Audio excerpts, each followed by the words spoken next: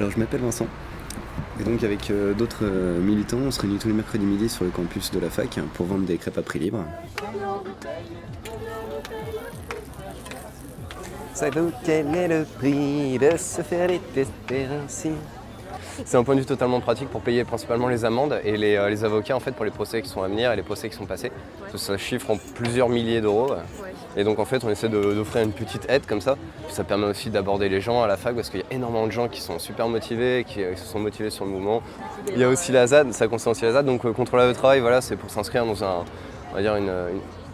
inscrire quand même une lutte, une permanence dans la lutte, une espèce de pérennité dans la lutte, même si on ne peut pas continuer à faire des manifs toutes les 2 semaines, ce qui est dommage, mais ce qui va commencer à devenir compliqué. Je ne serai pas CRS ma mère, ils sont payés par l'État pour taper sur nos frères. En gros, il y a eu des grands mouvements sociaux qui se sont faits, avec syndicats, autonomes. Alors, ce qu'on entend par autonome, c'est pas en parti, pas en syndicat, totalement libre en fait, non encarté. Autonome, non encarté. Voilà, ça c'est dans un premier point, donc la loi travail, aussi réinscrire sur la fac une espèce de dynamique, faire en sorte que le mouvement ne soit pas totalement mort, en fait, qu'il ne soit pas rien passé. Il y a énormément de gens qui sont positionnés pour la ZAN. Là, en fait, pour revenir sur l'historique, en fait, moi je me suis politisé avec ça, donc à la base j'ai testé un petit peu tout, j'ai jamais trouvé chaussure à mon pied, si j'ose dire. Et en fait, j'ai vu qu'on n'avait pas forcément besoin, c'est plus compliqué, mais on n'a pas forcément besoin de parti ou quoi que ce soit pour s'organiser. Aujourd'hui, rencontre avec Thibaut Guinet, président de l'UNEF à Nantes. On va essayer de confronter nos visions du militantisme.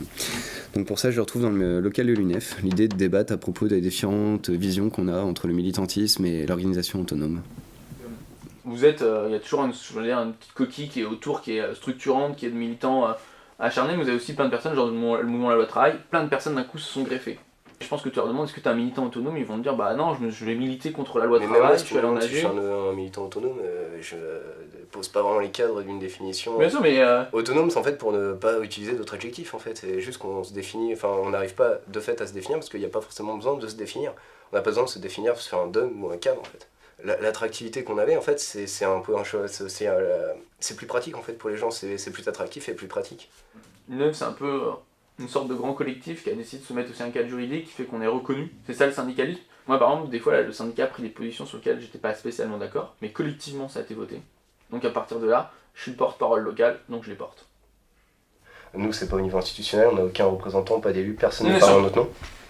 Ça ce qui est très intéressant, c'est une force autant qu'une faiblesse, mais c'est plus une force. En fait on a l'impression que ça lâche, les syndicats ont lâché. En fait les syndicats ne représentent plus qu'eux-mêmes, comme on pourrait dire la même chose des partis politiques, etc. Comme on pourrait dire la même chose autonome, vous êtes aussi ultra minoritaire. Après voilà, l'UNEF, je vais pas rentrer dans le truc, critiquer l'UNEF sur tel ou tel truc, comme quoi bon ça pourrait être un tremplin pour arriver au PS ou des genres de choses qui quand même nous plaît pas. D'accord, mais toi personnellement c'est quoi la solution en fait à tout ça? Comment tu veux prendre le pouvoir et pourquoi le prendre? C'est ça la question. Mais tu veux pas qu'il y ait plus de pouvoir? Historiquement il y a toujours eu beaucoup de pouvoir, après voilà, le pouvoir il suffit de se le répartir et donc en fait de le détruire.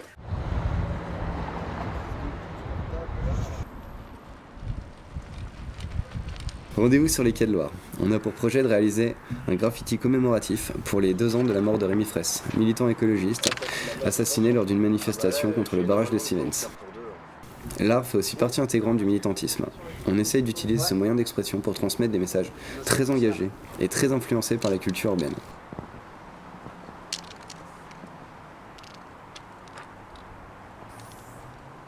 Donc là on va commencer à faire le brouillon, une fois qu'on aura fait le brouillon on va faire les fonds, on va faire les étapes de couleur et puis donc Mister posera à côté un message engagé, révolté et swag.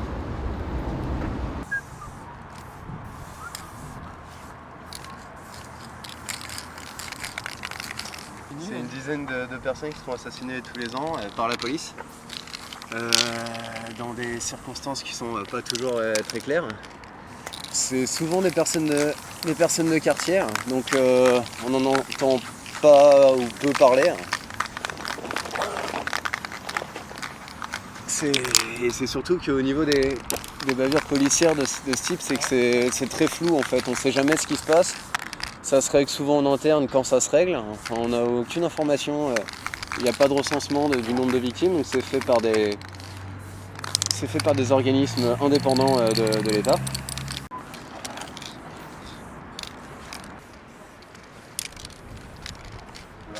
personnellement, je fais aussi des tableaux que j'expose et que je vends. Dans mes tableaux, le thème de l'environnement est prédominant. Amené de façon poétique, le message principal est que l'écologie reste un réel combat à mener.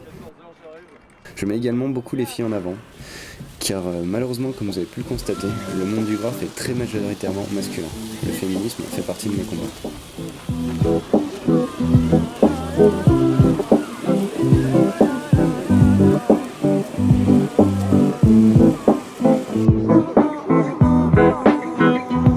J'ai jamais squatté la routine et le manque de vie qui se tasse. Sac à dos, à arrache, allez hop, je me casse et je vais pas passer ma vie prisonnière de la leur. Quitte à galérer ici, je m'en vais galérer ailleurs. Ciao ciao les éduques, je me barre. Vous pouvez appeler les flics, fermez la porte, je passerai par la fenêtre, c'est clair. J'ai ma liberté qui m'attend juste devant, je vais pas la faire patienter. 1, 2, 3, ciao tout le monde, allez pas le temps.